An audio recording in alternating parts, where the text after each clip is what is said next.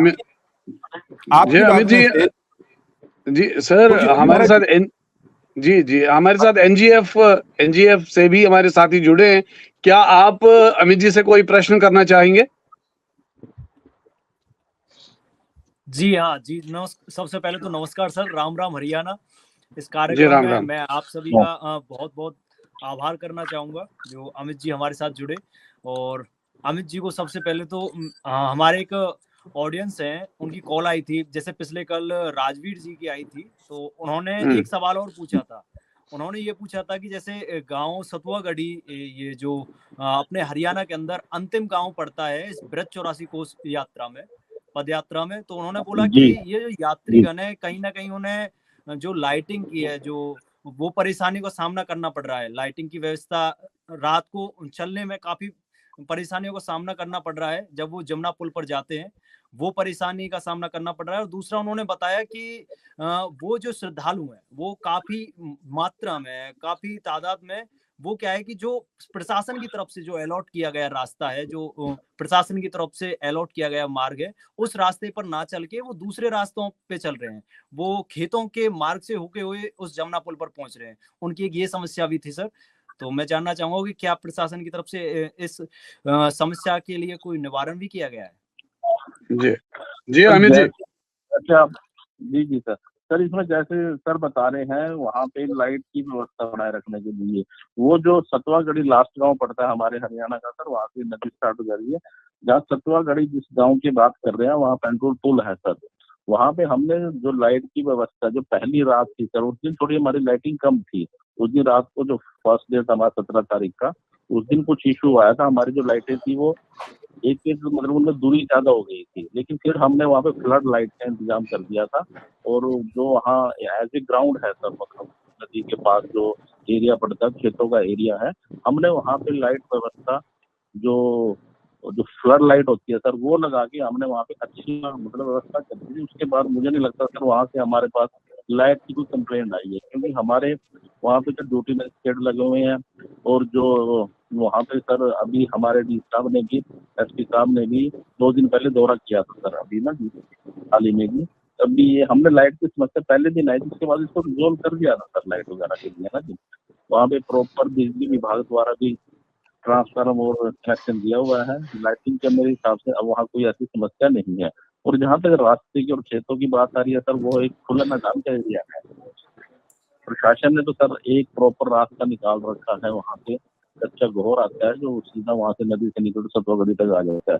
लेकिन फिर भी श्रद्धालु शायद ये हो सकता है खेतों के बीच से आ रहा हो, लेकिन वहाँ पे जो प्रशासन लगा हुआ है और जो हमारी तरफ से भी जो ड्यूटी मजिस्ट्रेट लगे हुए हैं, वहाँ साइन बोर्ड वगैरह भी हैं। तो रास्ते तो श्रद्धालु शायद हो सकता है कि खेत के बीच से इधर से कवर कर रहे हो, खाली एरिया की वजह से। लाइट मैं एक सवाल भारत जी मैं पूछ लूं, भारत जी पूछूं? प्लीज, उसके बाद सर आप पूछिए और उसके बाद प्रीतम जी भी पूछेंगे। हाँ अमित जी। जी अमित जी, ये जो यात्रा है ये किस तारीख तक चलने वाली है परिक्रमा? सर ये 20 जून तक चलेगी सर। 20 जून तक चलेगी। तो इसमें हरियाणा के कुल 8 ही गांव हैं?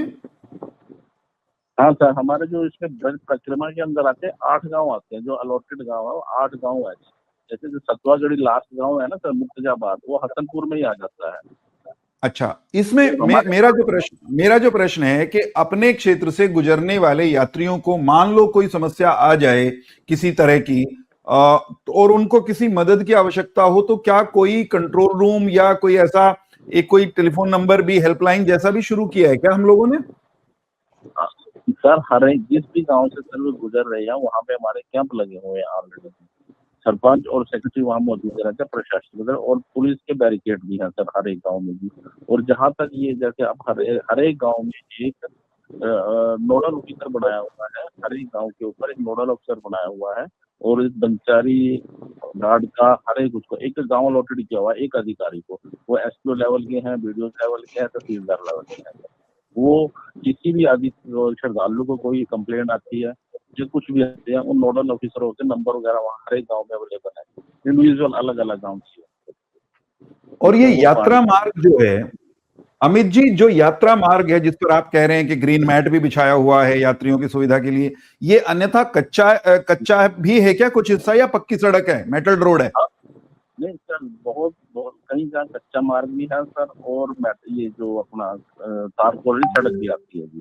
लेकिन उसके लिए श्रद्धालुओं के चलने के लिए प्रशासन ने यात्रा शुरू होने से पहले ही 35 वर्ग वगैरह और जहाँ भी कोई खड्डे वगैरह थे उनको भरवा दिया गया था, कंप्लीट करवा दिया था सर, मैक्सिमम हर जगह तक। और जिन गाँव से निकलते हैं कहीं मैट की व्यवस्था है, कहीं पानी का छिड़काव है, और निरंतर चलता रहता है सर। रेडियो अपना रेडियो दादरी से प्रीतम जी हमारे साथ हैं। प्रीतम जी के मन में कुछ सवाल उछाल मार रहे हैं। प्रीतम जी जरा पूछ डालिए आज। सर मेरे मन में सवाल था वो आपने पूछ लिया। मैं पूछना चाह रहा था कि कोई हेल्पलाइन नंबर के बारे में पूछना चाहता था, और जो वीडियो साहब ने बताया बहुत ही अच्छा, प्रशासन ने यात्रियों के लिए बहुत ही अच्छा बंदोबस्त कर रखा है। इसके लिए मैं सरकार और पूरी सरकार का जो बंदोबस्त कर रखा है अधिकारियों को तहे दिल से धन्यवाद करता हूँ सर। चलिए, भारत जी आपके मन में कोई सवाल हो तो पूछ लीजिए, नहीं तो फिर हम अमित जी को उनका काम करने देंगे, हम अपना काम करते हुए आगे बढ़ेंगे। जी अमित जी, आपका बहुत बहुत शुक्रिया हमारे साथ जुड़ने के लिए। और एक ही निवेदन है कि जो भी कोई श्रद्धालु अपने घर से अपनी श्रद्धा के साथ निकलता है, और उसके लिए हमें तत्पर रहना चाहिए। जो आपने कहा वो पूरी तरह से बहुत ही अच्छा इंतजाम है, पर कई बार फिर भी कोई अगर कमी रह जाती है, कोई अगर हेल्पलाइन नंबर रखा जाए ताकि वो उस पे कॉल करके उनको तुरंत मदद मिल सके। आपका बहुत बहुत शुक्रिया हमारे साथ जुड़ने के लिए। ओके, थैंक यू सर, धन्यवाद सर। जी दोस्तों, राम राम हरियाणा सुन रहे हैं आप। मैं हूं वीरेंद्र सिंह चौहान, जो स्क्रीन पर नजर नहीं आ रहा हूं, अदृश्य होकर के मैं बात कर रहा हूं सभी मित्रों से। राम राम हरियाणा में आज और अभी तक हम बात कर रहे थे होडल के बीडीपीओ अमित जी से, और अमित जी हमें बता रहे थे कि ब्रज में जो परिक्रमा इन दिनों चल रही है, उस परिक्रमा के मार्ग पर 8 हरियाणवी गांव आते हैं, और 8 के 8 हरियाणा के गांवों में हमारे हरियाणा के शासन ने, प्रशासन ने यात्रियों की सुविधा के लिए सारे इंतजाम किए हैं। यात्रियों के जो श्रद्धालुओं के, यात्रियों के पांव वो गड्ढों से परेशान ना हो, पत्थरों से परेशान ना हो। वीडियो साहब तो कह रहे हैं कि हमने ग्रीन मैट भी बिछवा रखा है। कानून व्यवस्था के लिए भी सारे साधन संसाधन वहां पर जुटाए गए हैं। आज बीडीपीओ साहब को बुलाने का मकसद यही था कि सरकार की ओर से वहां इंतजाम क्या किए गए हैं उस पर एक बातचीत हो जाए। बिजली का प्रश्न उठाया था भारत जी, हमारे जो श्रोता थे उन्होंने, और वो मान लिया बीडीपीओ साहब ने कि पहली रात में संकट था, बिजली यानी कुछ क्षेत्र में अंधेरा रहा होगा, उसको दुरुस्त कर दिया गया है। वापस चलते हैं, पूजम चलेंगे। एक कॉल आ रहा है। हेलो, कौन बोल रहे हैं, कहां से बोल रहे हैं? नमस्ते सर मैं ग्राम पंचायत सतवागढ़ी से बोल रहा हूँ जी, हसनपुर ब्लॉक से। जी बताइए, क्या कहना चाहें, क्या नाम है आपका? सर एक छोटी सी रिक्वेस्ट थी जी, अभी ब्रज 84 कोस की परिक्रमा चल रही है जी, हमारे गांव से निकलते हुए, गांव सतवागढ़ी में से। जी महादेव मंदिर से गांव सतवागढ़ी तक, यमुना पुल तक कोई भी सर तिरंगा लाइट नहीं है, कैसी भी लाइट की व्यवस्था नहीं है। यात्रियों को बहुत परेशानी झेलनी पड़ रही है सर। अभी हमारे साथ आप हमारी बात आप सुनेंगे तो अभी हमारे साथ अमित चौधरी जी थे, जो होडल के बीडीपीओ हैं, और साथ में एनजीएफ रेडियो जो पलवल में है, वो दोनों हमारे साथ थे। उन्होंने ये कहा कि उस जगह पर पहले शुरुआत में लाइट की कुछ समस्या थी, बाद में हमने वहां पर लाइटें पूरी कर दी है। तो आप स्पष्ट बताइए कि अब क्या स्थिति है वहां पे। सर महादेव मंदिर से आगे तिरंगा लाइट की कैसी भी कोई भी व्यवस्था नहीं है। वीरेंद्र सर क्या कहते हैं आप? लाइट, कौन सी लाइट कह रहे हैं? शब्द मुझे समझ नहीं आ रहा। प्रीतम जी ये कह रहे हैं कि जो लाइट सर, जो रास्ता है, जिस रास्ते पे श्रद्धालु चल रहे हैं। हाँ जी, आप बताइए, नाम क्या बताया आपने? तिरंगा लाइट सर, तिरंगा लाइट बोल रहे हैं। नाम आपका नहीं समझ आ रहा है। कपिल हाँ कपिल जी, आप दोबारा बताइए, स्पष्ट रूप से बताइए, ताकि हम अमित चौधरी तक ये बात आपकी पहुंचाएंगे। आप दोबारा बताइए, आप स्पष्ट रूप से क्या कहना चाहते हैं? सर हसनपुर महादेव के मंदिर से लेकर ग्राम सतवागढ़ी यमुना नदी तक तिरंगा लाइट के नहीं है। चलिए, अगर तिरंगा लाइट नहीं है तो बाकी लाइट है वहां पर जो श्रद्धालु चल रहे हैं, क्या वो अंधेरे में चल रही है या उनको लाइट वहां मिल रही है? बाकी लाइट तो है सर, लेकिन यमुना पुल तक नहीं है। तिरंगा लाइट अच्छा। लगनी चाहिए। जी जी। एक काम मेरे कहने से ये करें भारत जी, कपिल जी। भाई जी सर। आप ये जो वहां होडल के बीडीपीओ हैं अमित जी, वो आज हमारे साथ जुड़े थे और ये होडल बैठते होंगे मेरे ख्याल से। आपसे कितनी दूर है Hodal? Hodal sir 16 kilometre.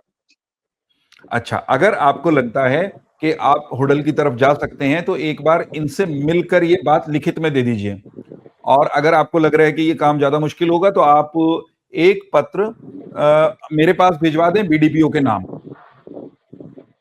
Studio के नंबर पर जिस पर आपने फोन किया है उसी पर भेज दें, वो मेरे पास आ जाएगा।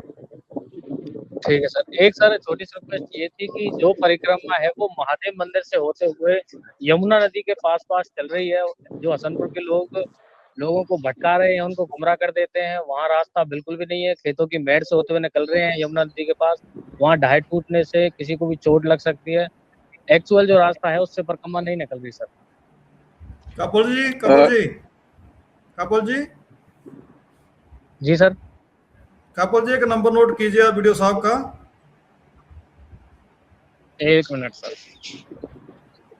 बोलिए सर। 95 186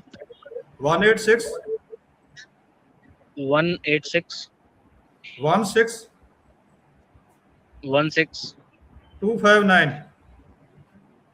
259। सर क्या नाम है इनका? इनका नाम है अमित चौधरी जी। जो वहाँ पे नोडल अफसर हैं, जो प्रोग्राम है ना उसके सारे को देख रहे हैं। आप इस फोन पे इनके साथ संपर्क कर सकते हैं। मैं कपिल जी को एक बात कहना चाहता हूँ। फोन आप उनको जरूर करिएगा, और उन्होंने अभी आज के हमारे इस प्रोग्राम में बता दिया था कि जितने भी वहां पे गांव है हरियाणा के, हर जगह पे पुलिस पोस्ट लगी है जो उनको गाइड करते हैं, जो उनको हेल्प करते हैं। अगर किसी को कोई समस्या आ जाए उस समस्या का भी वो समाधान करते हैं। इसका भी जिक्र कर लीजिएगा जब आप उनसे बात करेंगे। ठीक है सर। भारत जी, समय थोड़ा बचा, आप मैसेज पढ़ दीजिए, कल भी नहीं पढ़ पाए हम। जी जी, नहीं कल हम पढ़ पाए थे जो मेरे को मैसेज यहाँ से दिख रहे हैं। कपिल जी आपका बहुत बहुत शुक्रिया, धन्यवाद जुड़ने के लिए।